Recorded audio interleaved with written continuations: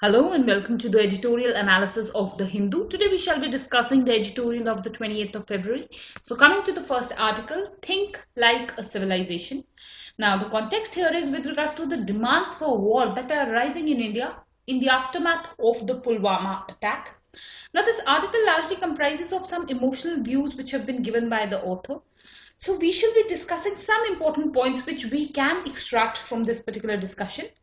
Now, coming to the first issue which is important is with regards to the dissent in present times. Now, the editorial discusses that India is a democracy and democracy is all about pluralism. It is all about one's own opinion. It is about dissent. But today what is being seen is that in this time, in the aftermath of the Pulwama attack, any dissent other than the unity decision is something that is being considered anti-national or anti-patriotic. And this is a worrying factor that is emerging in the present times. Dissent of the people is something that should be respected in a democracy, but this is what is not happening in the case of India at this point of time. And the author himself is fearful of expressing his views in light of the fact that his views might be taken in the wrong taste. So that is something that has been highlighted here. The second issue which has been highlighted is the Gandhian philosophy, and this is something that is very important for us. Now, what is being asked here is that the people of this country are at this point of time seeking revenge from Pakistan, and rightly so, because the people have been troubled by the fact of or been troubled by the continuous terrorist activities in India. This is one sentiment that is justified. But India is the legacy of a great man, that is Mohandas Karamchand Gandhi, who is the father of our nation, and his philosophy was that of non-violence. The editorial says that it is peace that requires courage, and very few men have that courage. And this is what Gandhiji also said. He said that non-violence is not something that is to be practiced by the cowards, but rather a thing of the strong. So it is in that light that India should remember Gandhiji's philosophy and should adhere to peace. So that is one important analysis which has been given here. The second aspect which has been discussed here is with regards to the miraculous unity that has almost instantly come in India. This we are seeing vis-a-vis the population in India, the states, the opposition parties, all are united. Now, this kind of unity is good till the time it is to strengthen the country. But when this unity becomes about not tolerating any difference, then that is something that is a cause of concern. Pluralism at this point of time is something that has become almost an alien concept. An example of a bakery has been given in this particular article. Now, I am mentioning this particular example because these kind of examples in your answers add a different touch. They add a different flavor, and that is what can fetch you some extra marks. Now about this bakery, you should know that this bakery had a name that was Karachi, and just because this bakery had this particular name, this bakery was disrupted, it was broken down by the local mob there. So this is something that is reflecting the culture of intolerism that is developing because in this present unity. So this intolerance is something that should not develop, though the unity aspect is good, but this should not turn into a thing of intolerance. So that is what has been highlighted. The next analysis, which is the most important analysis, is with regards to war. Now here the editorial is discussing that war is something that is hyped by the media today. War is something that is considered to be a positive aspect in the society. It is being considered as something good for India, and this is what is a cause of concern. Now the editorial discusses that India at present doesn't know what war is. It is countries like Europe, which have suffered war during the World War I and World War II, or for that matter in the modern times, Afghanistan. These are some countries which know what war is. For that matter, even West Asia has suffered a lot because of war. But in India, whenever a war is what is fought, it is fought at the border. So what is happening here is that Indians are not very well versed by the side effects of war, and that is why they are considering war with the hype that it has generated at this particular point of time. And what is warranted is that people think rationally, and they should be well prepared for the damages that war causes. And in that light, this demand for war is something that is not right. So that is one important analysis. Another thing that is very important which has been discussed is the role of media. Now, the role of media in today's time is an irresponsible one, and that cannot be denied. Media has created a lot of hysteria. There is a lot of drum beating. There is a lot of jingoism that is taking place in the media today. The media has created a new kind of patriotism, which is a hyper patriotism. Now, you should know the role of media is to report the matters rather than upsurge the sentiments of the population, which media is doing irresponsibly, and that is one major cause of concern in this particular issue. Whenever you are to discuss the Pulwama attack, the role of media is something that becomes vital, and this should be analyzed. Another thing which is important is the politicization of the issue. Now, 2019 is the election year for India, and as a result of which, this matter is something that has been politicized. It is unfortunate that this kind of a matter of national interest is something that has been politicized. Politicization of this issue represents the irresponsible role that has been played by the leaders and the politicians in the country. So that is one criticism which this editorial has discussed. Another thing that is important is the resolving of the Kashmir issue. Now, the editorial discusses that the drum beating that is happening around Pakistan and taking revenge from Pakistan has somehow suppressed the major issue, which is resolving the Kashmir issue for India. This is something that has taken a backseat. This is something that is being ignored, and time and again this issue is what is being raised in editorial. So indeed, this is an important point that for India, the primary concern should not be avenging Pakistan, but rather to see the faults that are taking place within its own boundaries, especially vis-a-vis Kashmir. Another thing which has been analyzed here is with regards to the prophets of peace. Now, this is something that is very, very important. Some names like that, those of Buddha, Nanak, Kabir, Gandhi, Ghaffar Khan, Abdul Ghaffar Khan are what have been mentioned here, and these are the names that you too can replicate in your answers. Buddha, Nanak, Kabir, Ghaffar Khan and Gandhi are Indian thinkers, and their idea was that of peace. So the author is calling upon the population to remember the message of these great leaders. Another thing which is very, very important is the role of civil society. Now here you should know that if the scenario is such tense, then the civil society has to play a responsible role. It has to ensure that calm prevails, peace prevails in the country, and these kind of hyper media propaganda is something that needs to be curbed, and this is what the civil society can do. So the role of civil society is what has been highlighted in this particular editorial. Now these are the points which are relevant for us. Some emotional outbursts and some emotional points are what have been mentioned in the editorial, but they are not going to be relevant for us. So that's the entire analysis. Coming to the next article, calming Arunachal. Now the context here is that the Arunachal Pradesh government has decided not to act on the recommendations of a joint high-powered committee. This is something that is important. This high-powered committee was what was formed, and this committee had decided upon granting the permanent residence certificates, which are known as the PRCs, to non-Arunachal Pradesh scheduled tribes of the Namsai and the Changlang districts. But this resulted in a huge agitation in Arunachal Pradesh, which was a violent agitation, and coming to this agitation, the government has finally decided that these PRCs is what is not going to be given to the non-Arunachal Pradesh scheduled tribes. Now the issues that are important are, first and foremost, you should know about these non-Arunachal Pradesh STs. These are the Derois, the Sonowals, the Kacharis, the Morans, the Mishings and Adivasis, the Mishing Adivasis and ex-servicemen belonging to the Gorkha community. Now these names of the scheduled tribes is something that is important for us. These kind of questions are often asked in prelims also, and these are given in this part of the editorial, so you should have some knowledge about this. Another thing that you should know here is, which is important, is the need for permanent residence certificate. Now why are these people asking for this PRC?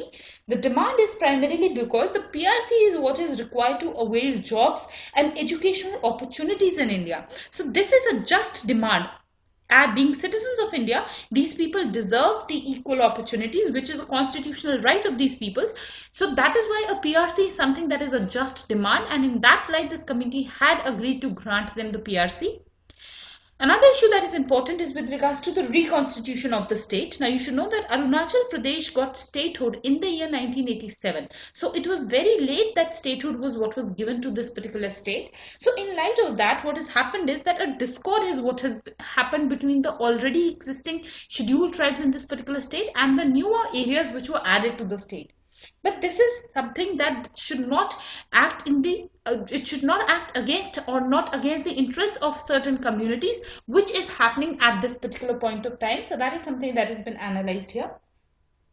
Another thing vis-a-vis PRC that you should know is that PRC is going to result in land rights. Now, this is what is the major concern for the population of Arunachal Pradesh. They are not willing to share land rights with these newer people who will get the PRC, and this is what is the pressing cause of concern.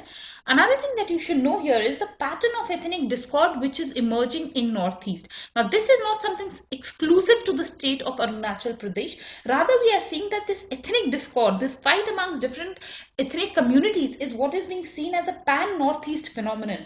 For example, the Chakma issue is what is existing in Mizoram. The hill versus valley issue is there in Manipur. Migration issue is what is there in Assam. Attack on Sikhs is what has happened in Meghalaya. So these are some issues which are emerging in entire Northeast, and this is what is the major concern, a major security concern for India. Another thing that is important and which has been discussed here is with regards to the ethnic identity versus civic consciousness. Now, ethnic identity is important, but it should not rise above the basic civic consciousness that every individual should have.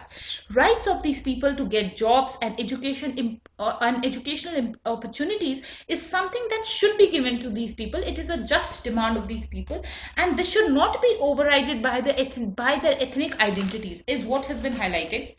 And if an issue is what is emerging, then it becomes the responsibility of the civil society, it becomes the responsibility of the government to raise the civic consciousness in people, to make it understood by the people that these demands are what are just, and in that light the government should take some necessary steps, and it should prevent rising of this particular discord between communities into a violent one. So that is what has been highlighted here. Another thing which is important is with regards to the inadequate economic development. Now, whenever these kind of fights or these kind of issues vis-a-vis reservations is also emerging, we are time and again discussing that it is economy which is behind these issues. Now, whenever the demand and supply gap is what is there, then definitely there is going to be a fight for the resources. What is at present happening is that demand is much more higher than the supply of jobs, or for that matter of seats in educational institutions, or for that matter land and other civic facilities. And as a result of which, what is happening is that economic development is what is hampered, and when economic development is what is hampered, there is a lot of competition which is built, and it is in line with this particular competition that communities are fighting with each other, and this is something that needs to be corrected. And as we all know, Northeast for long has suffered from poor economic development, and it is primarily for this reason that these ethnic identities are on a high rise in this particular region. So that is one analysis which has been given in the editorial. This issue is something that is very important. Northeast has always been a favorite of the UPSC, so a question can be expected. That is going to be the relevance. Coming to the next article, the vexatious question of Masood Azhar. Now, the context here is India's inability to get the Jaish-e-Mohammed chief Masood Azhar's name as a global terrorist. This has been India's attempt in the UNSC for long, and India till now is not successful. So an analysis of this is what has been done in the editorial. Coming to the first issue. First and foremost, you should know about the United Nations Security Council stand on the Pulwama attack. Now, for India, this is a good news that on the February 21st, the UNSC adopted a statement where it condemned the Pulwama attack. So this is a major achievement for India, because this has required a lot of diplomatic efforts in the UNSC to get this stand from UNSC, and it means a lot, because this is the highest international body, and a statement from that is definitely in the interest of India. So this is one major achievement of India. The second issue which has been highlighted here is with regards to the hierarchy of actions. Now, you should note that the UNSC can take several actions, and these actions itself represents a particular hierarchy. The first action here is simply speaking. If the president of the UNSC at that point of time simply speaks to the media, so that is the first step in hierarchy. Because there is no official record of this, this is considered the lowest action. Next is that of adopting a presidential statement, and this is what has happened. that is of adoption. So this is one of the major steps that UNSC can take. And in this also there are two types of statements. One is a statement which is taken in the name of the council, and that is a more important one. The second statement is taken in the name of members of the council. So India got the adoption of a statement in the name of the members of the council. So that is something that you should know. The third is the resolution. If a resolution is what is passed by the UNSC, it is the most severest of actions that the UNSC takes. So this is the highest in the hierarchy, and this carries the maximum weight. And there are two chapters under which a resolution is what is taken, under chapter 6 and chapter 7. If a resolution is taken under chapter 6, then that resolution is not enforced by the UNSC, whereas if it is taken under chapter 7, then it is enforced by the UNSC. So this is some explanation vis-a-vis hierarchy of actions. The third issue is with regards to the image in international community. Now, if a resolution is what is passed, or if a statement is what is adopted, what becomes important is the image of that particular country in the international community. An example of Israel is what has been given. You should know that highest number of resolutions are passed against Israel, and even a country like Israel, which has a backing of US, has time and again tried to alter or tinker the language of the resolution. It has avoided using the use of harsh words in the resolution because it impacts the image of that particular country. So that is one important analysis. Another issue is with regards to Masood Azhar being declared as a global terrorist. Now you should know that India's first attempt to declare him as an international terrorist was in the year 2016. After that it was in the year 2017. Both in the year 2016 and 17. It was objected to by China. So this is something that is a part of the history. But the author here is discussing that even if today India is successful in getting Masood Azhar as a global terrorist, what is simply going to happen is that a ban on his travel is what is going to be imposed, and his funds in foreign accounts is what will get frozen. So it is not it is not a major achievement for India if this happens also. So is it worth it for India to fight for him getting a global terrorist status in the UNSC is what has been questioned. Another thing that has been highlighted is that even if India coerces China to allow for Masood Azhar being declared as a global terrorist, it will be a favor by China on India, and it will be something that is not warranted, because this is something that is not going to harm Masood Azhar much. So that is something that has been analyzed, that why should India take that favor from China when the result is not something very beneficial. So that is one important analysis which has been made. Next, what has been discussed is with regards to the OIC. Now this is an organization. This is known as the Organization of Islamic Cooperation. Here the Foreign Minister of India, Mrs. Sushma Swaraj, has been invited as the guest of honor at the Foreign Ministers meet. Now it is with regards to the OIC that has been discussed in this particular editorial. Now you should know that in the past the record of India versus OIC is something that is not good. OIC has time and again criticized India over Kashmir issue. Also, it denounced India for refusing independent permanent HRC, that is the Human Rights Commission of the OIC, to access the India-occupied Kashmir. For India, calling Kashmir internationalization of the Kashmir issue is something that is a major deterrent. India does not want the Kashmir issue to be internationalized. It wants it to be dealt as a bilateral issue. So India has always been belligerent with the OIC. So the sudden change in stance by the OIC is something that is in India's interest. Now this calling of the foreign minister as a guest of honor is something that India is welcoming. It is burying the past and moving into the future. So that is something that has been analyzed in the editorial, that for the sake of the better future with this organization, the past bitterness is what has to be done away with. And also in the aftermath of the Indian Air Force strikes, it is tough diplomacy for our foreign minister in the OIC. OIC calls itself the voice of the Muslim community. So that is something that has been highlighted, that some tough diplomacy is what is going to be warranted here. This is also what is going to happen in the case of the UNSC. Definitely the airstrikes by India is something that is going to be objected by Pakistan in the UNSC. So India has to be prepared. India has to manage the United Nations Security Council. In this regard, the editorial is saying that US could be of help to India, UK could be of help to India, and France could be of help to India. Russia and China, Russia would probably be neutral, and China is going to definitely favor Pakistan. So in that context, India has to face some tough diplomatic policies vis-a-vis OIC as well as UNSC. So that is what has been analyzed in the editorial. Now, the issue of Masood Azhar is important for India-Pakistan relation, but this is a newer take on Masood Azhar and his being declared as a global terrorist. So that is the relevance of this particular article. Coming to the next article, a patchwork approach to GST problems. Now, if you remember, this is one article that we had discussed previously also. The context here is with regards to the change in GST rates by GST Council. This has primarily been done in the real estate sector. So an article on that is what has been given here. Now, some issues are what are important. The first issue is that India has moved from 3 GST rates to 8 GST rates. Now, first and foremost, you should know that when GST was what was introduced, the then economic advisor, Mr. Arvind Subramaniam, had suggested 3 rates. One was the rate 15%, which was to be the rate for most of the items.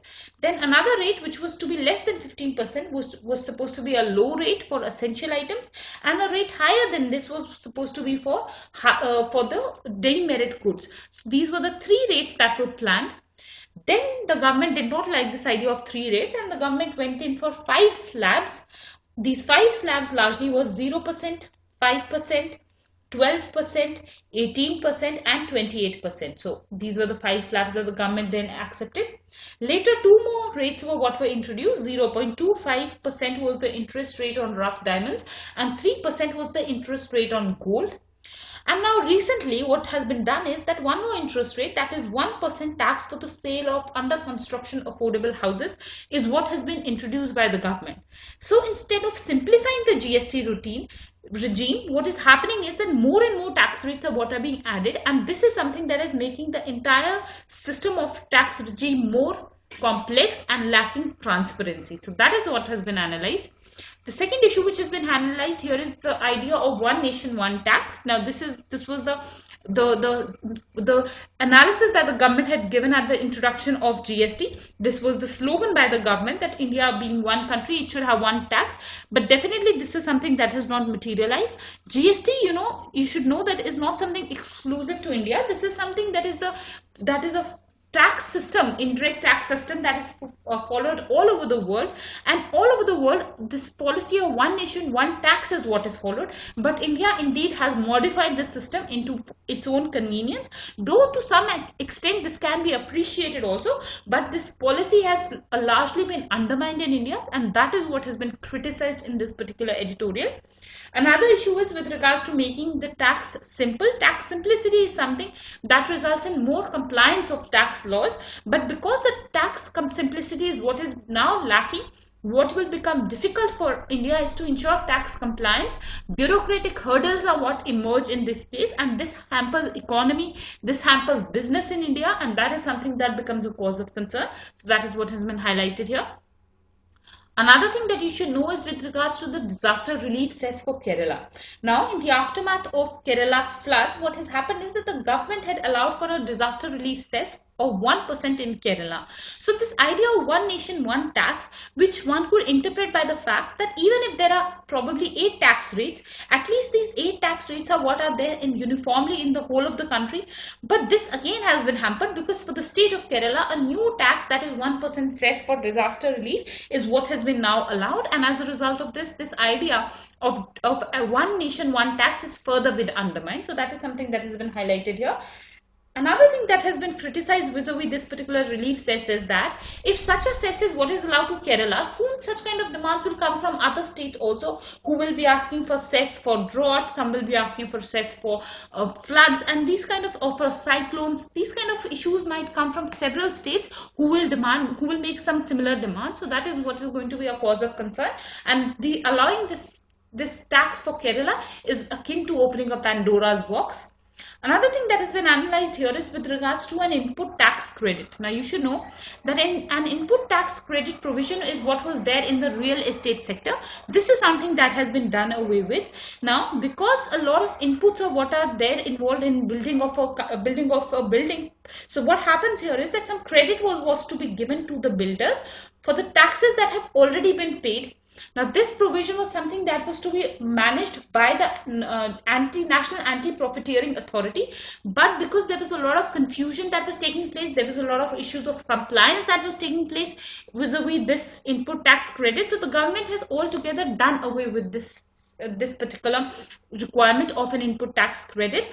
Now, what has been criticized vis-a-vis this, as well as this disaster relief cess for Kerala, is the undermining of certain institutions. Now, the editorial is discussing here that it was the National Disaster Relief Fund that India already has. India has state disaster relief funds.